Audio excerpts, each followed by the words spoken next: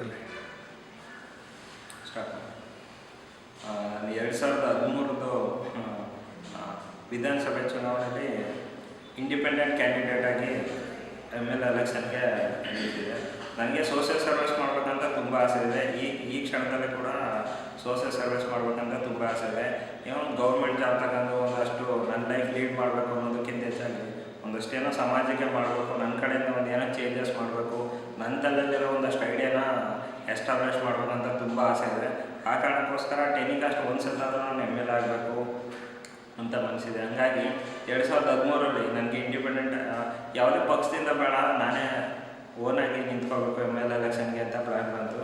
ಹಂಗಾಗ್ಬಿಟ್ಟು ನಾನೇ ಎಲ್ಲ ಪ್ರಿಪೇರ್ ಮಾಡ್ಕೊಂಡು ಪ್ರಾಜೆಕ್ಟ್ ಕಡೆಯಿಂದನೂ ಸ್ವಲ್ಪ ಸಹಾಯ ಪಡ್ಕೊಂಡು, ನನಗೆ ಯಾರ್ಯಾರೆಲ್ಲ ಸಹಾಯ ಕೊಡ್ತಾರೆ ಅವ್ರ ಕಡೆಯಿಂದೆಲ್ಲ ಮಾತಾಡ್ಕೊಂಡು ನಾಮಿನೇಷನ್ ಮಾಡಿದೆ. ಮಾಡಿಬಿಟ್ಟು ನಾಮಿನೇಷನ್ ಮಾಡಿದ್ಮೇಲೆ ನನಗೆ ಸಖತ್ತು ಪ್ರೆಸರ್ ಇತ್ತು. ರಾಷ್ಟ್ರೀಯ ಪಕ್ಷಗಳಿಂದ ಹಿಡಿದು BJP, ಕಾಂಗ್ರೆಸ್ ಆ ಥರ ಬೇರೆ ಬೇರೆಯವರೆಲ್ಲ ನನಗೆ ಸ್ವಲ್ಪ ಥ್ರೆಟ್ ಥರ, ಜೊತೆಗೆ ಏನೋ ಒಂದಷ್ಟು ದುಡ್ಡು ಅಮಿಷ ತೋರಿಸೋ ಥರ ಎಲ್ಲ ಮಾಡಿದರು.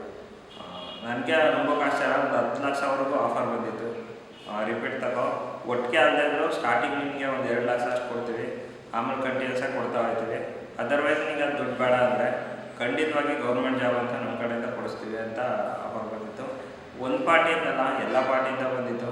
ಯಾಕೆಂದರೆ ನಾನು ಕಾಂಟೆಸ್ಟ್ ಮಾಡಿರೋ ಈ ಪ್ಲೇಸಲ್ಲಿ ತುಂಬ ಜನ ಸ್ಟ್ರಾಂಗ್ ಆಗಿರೋ ಲೀಡರೆಲ್ಲ ಮಾಡಿದರು. ಹಂಗಾಗ್ಬಿಟ್ಟು ಒಂದು 10-20 ಓಟಲ್ಲಿ ಡಿಸೈಡ್ ಆಗೋ ಥರ ಚಾನ್ಸ್ ಇತ್ತು. ಆ ಕಾರಣಕ್ಕೋಸ್ಕರ ಸಖತ್ ಆಫರ್ ಬಂದಿತ್ತು. ಬಟ್ ನಾನು ಅವರೆಷ್ಟೇ ಥ್ರೆಟ್ ಮಾಡಿದ್ರು, ಅವರೆಷ್ಟೇ ದುಡ್ಡು ಕೊಡ್ತೀನಿ ಅಂತ ಹೇಳಿದ್ರು ಕೂಡ ನಾನು ಹೆದರ್ಕೊಂಡು ಇಲ್ಲ, ತಲೆ ಕೆಡಿಸ್ಕೊಂಡಿಲ್ಲ. ಬಟ್ ಎನಿಕಾಸ್ಟು ಈ ಸರಿ ಕಾಂಟೆಸ್ಟ್ ಮಾಡಲೇಬೇಕು, ಯಾರು ಓಟ್ ಹಾಕ್ತಾರೋ ಪರವಾಗಿಲ್ಲ, ನಾನು ಒಬ್ಬಂದೇ ಬಂದರೂ ಪರವಾಗಿಲ್ಲ ಅನ್ನೋಷ್ಟು ಧೈರ್ಯ ಮಾಡಿದೆ. ಆ ಕಾರಣಕ್ಕೋಸ್ಕರ ನಮ್ಮ ಮನೆಯವ್ರು ಕೂಡ ಒಂಚೂರು ಹೆದರ್ಕೊಂಡು ವಾಪಸ್ ತಗೊಬಿಡು, ಬೇಡ ಏನಕ್ಕೆ ಬೇಕು, ಸುಮ್ಮನೆ ಎಲ್ಲ ರಿಸ್ಕ್ ಆಯ್ತದೆ ಅಂತೆಲ್ಲ ಹೇಳಿದ್ರು. ಜೊತೆಗೆ ನೀನೇನಾದರೂ ಕಾಂಟೆಸ್ಟ್ ಹಂಗೆ ಕಂಟಿನ್ಯೂ ಮಾಡಿದ್ರೆ ನಿನಗೆ PHP ಬರೋದು ಕ್ಯಾನ್ಸಲ್ ಮಾಡ್ತಾ, ಅಥವಾ ಸರ್ಕಾರದಿಂದ ಏನೋ ಫೆಸಿಲಿಟಿ ಬರುತ್ತಲ್ಲ ಅದೆಲ್ಲ ತೊಂದರೆ ಆಗುತ್ತೆ ಅಂತೆಲ್ಲ ಬೇರೆ ಬೇರೆ ಥರ ಎಲ್ಲ ಥ್ರೆಟ್ ಮಾಡಿದ್ರು. ಬಟ್ ನಾನು ಯಾವುದಕ್ಕೂ ಹೆದರ್ಕೊಂಡಿಲ್ಲ. ನಾನು ಓನಾಗಿ ಒಂದು 80 ಹಳ್ಳಿಗಳಿಗೆ ಹೋಗಿ ವಿಸಿಟ್ ಮಾಡಿದೆ. ಎಷ್ಟೊಂದು ಜನರನ್ನ ನಾನೇ ಡೈರೆಕ್ಟಾಗಿ ಮೀಟ್ ಮಾಡಿದೆ. ಅವ್ರಿಗೆಲ್ಲ ನನಗೇನು ಐಡಿಯಾಸ್ ಇದೆ, ಯಾವ ಕಾರಣಕ್ಕೋಸ್ಕರ ನಾನು ಎಲೆಕ್ಷನ್ ನಿಂತಿದ್ದೀನಿ ಅನ್ನೋದ್ರದ್ದೆಲ್ಲ ತಿಳಿಸ್ಕೊಟ್ಟೆ. ನನಗೊಂದು ಐಡಿಯಾ ಇತ್ತು, ಮಿನಿಮಮ್ ಒಂದು 500 ವೋಟ್ಸ್ ಬರ್ಬೋದು, ಅಟ್ಲೀಸ್ಟು ಒಂದು ಹಿಸ್ಟ್ರಿ ಇರ್ತದೆ. ನಾನು ಒಬ್ಬ ಡಿಸೇಬಲ್ಡ್ ಇಷ್ಟೊಂದು ಪರ್ಸನ್ ಇರೋರು ಕೂಡ ಕಾಂಪೀಟ್ ಮಾಡ್ಬೋದು. ನಮ್ಮ ದೇಶದ ಕಾನೂನಲ್ಲಿ ಅಷ್ಟೊಂದು ಅವಕಾಶ ಇದೆ, ಎಲ್ಲರಿಗೂ ಸಮಾನತೆ ಇದೆ ಅಂತ ತೋರಿಸ್ಬೇಕು ಅನ್ನೋ ಕಾರಣಕ್ಕೋಸ್ಕರ ಟೆಲಿಕಾಸ್ಟ್ ನಿಂತ್ಕೋಬೇಕಂತ ಟ್ರೈ ಮಾಡಿದೆ. ನಾನು ಅಷ್ಟೊಂದು ಜನರು ಭೇಟಿ ಮಾಡಿದ್ದು ಒಂದು ಖುಷಿ ಆಯಿತು. ಒಂದು 80 ಹಳ್ಳಿಗೆ ವಿಸಿಟ್ ಮಾಡಿದೆ.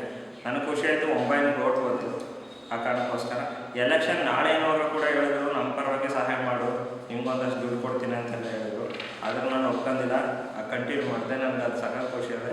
ಜೊತೆಗೆ ಈಗ ನಾನು ಕರುನಾಡು ಪಾರ್ಟಿ ಅಂತ ಒಂದು ಪಾರ್ಟಿ ಇದೆ ಹೊಸದು, ಅದರದಲ್ಲಿ ಮಳವಳ್ಳಿ ತಾಲೂಕು ಪ್ರೆಸಿಡೆಂಟ್ ಆಗಿ ಕೆಲಸ ಮಾಡ್ತಿದ್ದೀನಿ.